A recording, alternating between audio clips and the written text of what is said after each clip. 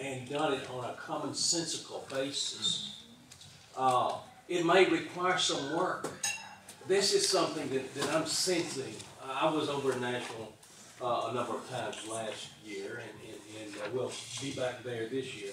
I'm sensing that phenomenon called work is scarce. I mean, they go over there and spend their time, and they walk those halls over there, but it's scarce as far as doing something that will serve the people that are called constituency out here to their best interest for the reason and purpose that they were sent.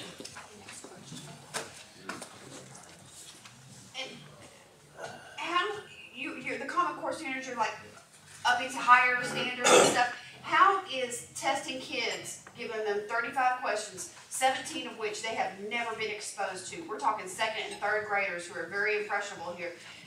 You're testing on something they've never been exposed to. They try to ask for help. They can't ask for help.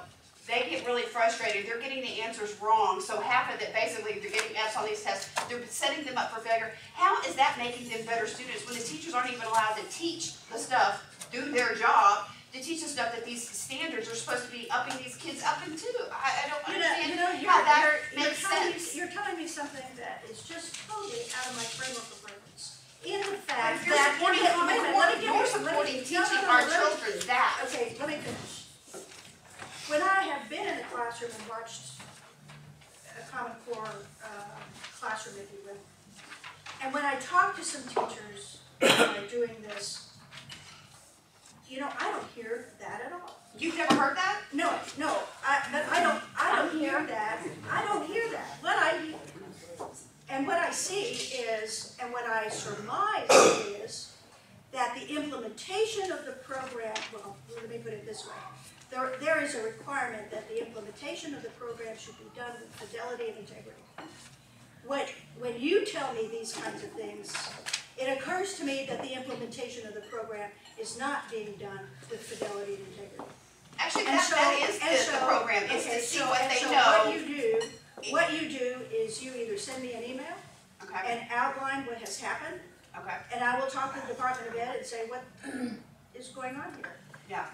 So I would just like to say, whenever someone of your importance comes to a school, the school is clean. The kids are well behaved. You are sent to the best teachers in the best classrooms, and the only teachers that I have spoken to that actually like Common Core are the ones who are getting paid extra to be Common Core coaches or mentors. They get a bonus. The other ones hate it. They hate having to go to these in-services and define rigor. And so the resolutions that I get from school systems that say they support Common Core. I can give you my resolution from my school. We just did one against high-stakes testing and one on student privacy protection. This was from the Shelby County Council PTA, a group of many schools that wrote these together. That we are so concerned about testing and Common Core. We would have done a Common Core one, except Tennessee PTA and National PTA have accepted money from Bill Gates to support Common Core, so we cannot. So we are using our voices as our units to go against Common Core. Send it to me anyway.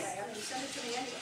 I'd love to have a second. But see, what I'm saying is that, you know, this is conflicting with the resolutions that I have on my desk from school systems that support it by resolution. I'm just thinking you're not seeing what's really going on in the classrooms. It's true classrooms. So what we're having here is this disconnect. That's a very good word. This conflicting stories coming in about how it's being implemented, and so it is necessary to get this information so that we can evaluate it and see where we need to put work. And who is, you know, making the kids cry. Common Core is making the kids cry. It's nationwide. School is supposed to be fun. It was fun. It's not fun. It's not fun. Well, Exactly. okay. It's heart-wrenching. It's rigorous. It's harsh. There were hearings on Common Core. I think it was back in September or sometime. Is there a report coming from the Senate Education Committee regarding these hearings? Right. As to what There'll be 3 reports, and they probably should have them by the end of the month. One, because we had 3 sets of hearings. One was on the textbook commission. One was on Common Core. You know what the other one was. Sex Week at UT. Here's one. What data is collected from students? Are parents asked for approval for data collection? Is the data private? That's exactly right. There should be no data that is collected without parents' approval. And so that's in the bill. But it is. That's in the bill. That's in the bill. You And mind the if other I- thing too Are is you not not only aware of what that, they're there should be asking? annual reminder to parents that say, there will be these kinds of surveys or this kind of information that will be asked of you. You have to know about it, you have to give your permission, you have to know what's going on. So, but look, but you have to understand too now, this is a baseline. And so what we have to do is work from there to make things better. We're finding out the flaws in the system, and so what do? We try to make things better, and we're working on it. So we pass them first, then we read the bill.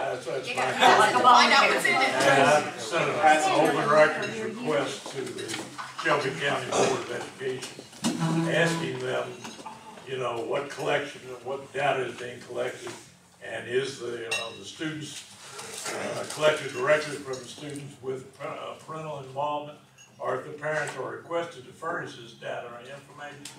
And their answer was, I don't understand your question. Goodness. You got a problem. From the general counsel, from the council at Memphis, Shelby County. So, you know. Can I read from the application itself and what it says? It says, the Tennessee Longitudinal Data System will incorporate data elements That's right. from Department of Education and all their departments to facilitate more robust characterizations of health, social welfare, and behavioral conditions that influence student progress from the earliest child care through P-12 and higher education and into the workforce. That is the data collection that legislators have signed off and are tracking our kids, okay? We're tired of it. What is that? This is the Race to the Top application in Tennessee. And I think it's important to That's note that exactly right, that is exactly right. And So you're that, tracking no, up. what I'm saying is that notwithstanding the fact that that was there, this puts a halt on it. Well, I think it's important to note that Bill Gates paid money to bring consultants into Tennessee to write that application, and he did that in other states across the nation. So this is not state-led. This is not. Absolutely This is not. not what parents want. We're really scared for our kids. My friends are pulling their kids out and homeschooling them and trying to get an extra job to put them in private school. This is really a big issue to us, and please hear us. The Common Core is not good, and don't say it's implementation or it's just the standards.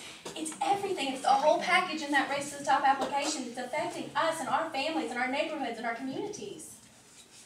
That's It why. can be stopped right now, but if you keep driving the bus off the cliff, there's not going to be public Okay. schools left to go back to. Please remember that I have kind of listed a number of bills that will protect the families that you're talking about. But they say that it reverts back to FERPA. It says that FERPA gets the first lot, and FERPA is worthless because it's been changed by the federal government.